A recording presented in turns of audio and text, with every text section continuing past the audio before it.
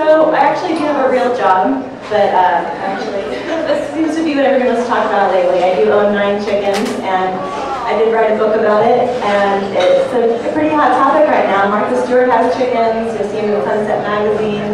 Even Williams-Sonoma is now selling chicken coops through their website. So as you'll see, there's me in North Park News this month. There's the children's book that I wrote. And the cover of the Reader this week, if you noticed, is the owner of City Farmers. He's been doing it since the 1970s, raising chickens, but it's only just recently gotten very, very popular. He says he has people lined up to buy chickens and chicken feed. And it's really because of the new zoning laws that passed in San Diego and throughout the nation in different communities. And the new zoning laws, you can now have 15 chickens for their eggs. You can have 2 goats for their milk and bees for their honey. Still no roosters though. But it's not making many people, some people are not very happy about this. Some people do not like farm animals in their neighborhoods. So what I'm here to talk to you about today is how backyard chickens can actually make communities closer. You can get organic protein, easier to get, and it's just better for communities or get them a little bit closer. So my story is when I first heard that South Park, which is the neighborhood I live in, just up the street, was allowed to keep backyard chickens. I got online and ordered 6 chicken eggs and an incubator. In case you're not familiar with an incubator, it's a device that keeps eggs at the perfect temperature so they will hatch into baby chicks. So I got the eggs from mypetchicken.com, which is one of the few websites that allows you to get just a small amount of chickens. And I put them in the incubator for exactly 21 days at 99.5 degrees. And if all your settings are perfect and correct, in 21 days to the hour, you will get baby chicks. It's not perfect. Incubators aren't the mother hen, so even if everything's perfect, you'll get like a 30% hatch rate. When they hatch, they are not very cute. They kind of look a little bit like baby dinosaurs. But it's a lot of fun. The kids like to check out the incubator, and you can actually hear them peeping before they hatch.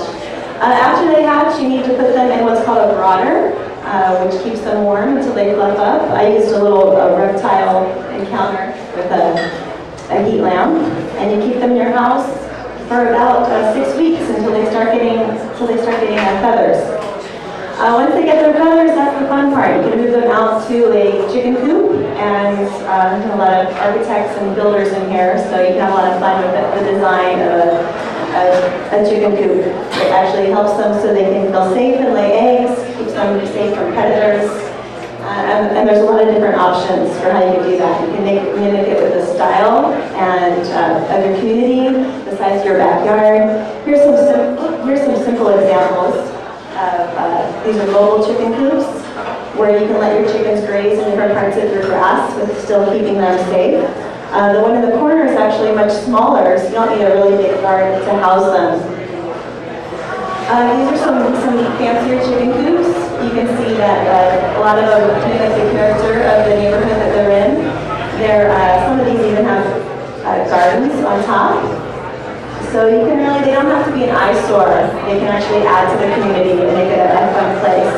And it really is just about having fun. People like to come over, pose with their chickens. My husband's over there in the corner. I think he looks pretty good posing with chickens.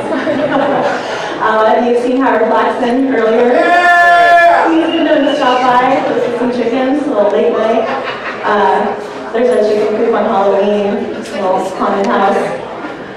So they're a fun part of the neighborhood, and they really are great with handling waste. They really eat everything. My kids will feed them the crust from their sandwiches, the core of their apples, the rind to the watermelon. We feed them pretty much everything from the dinner table except for chicken. Which leads me to my next point. The chicken waste, every few weeks we have to clean out the whole chicken coop, and we put it directly into our composter. And chicken waste actually has very high nitrogen, so it's excellent fertilizer. I've had neighbors come to me and say that they go all the way to Alpine to get chicken waste because it is so good for your garden. A lot of community backyard composting programs are popping up. A lot of it has to do with the chicken waste and just making it a very easy way for community gardens to grow better. It helps the soil grows. You actually use less water because it's more conditioned and fertile. And of course the eggs. There's over 150 different kinds of species of chickens and different colors and sizes of eggs. And it gives you great access to organic protein. You know exactly where your food is coming from, which you're not really sure when it comes from a grocery store sometimes, how those chickens have been treated. Most of us have resources to grow organic fruits and vegetables in our yards, but getting access to organic protein is a little bit more difficult, which is why people were so excited for the chicken law to pass. Now you can actually get access to that. And it does bring us closer to neighbors. I trade things with my neighbors. My neighbor trades me flowers and fruits and vegetables for it. And they are healthier. So besides being more humane, you can actually see from this graph, the free-range eggs have higher vitamin E, beta-carotene, omegas, and they're actually even lower in cholesterol.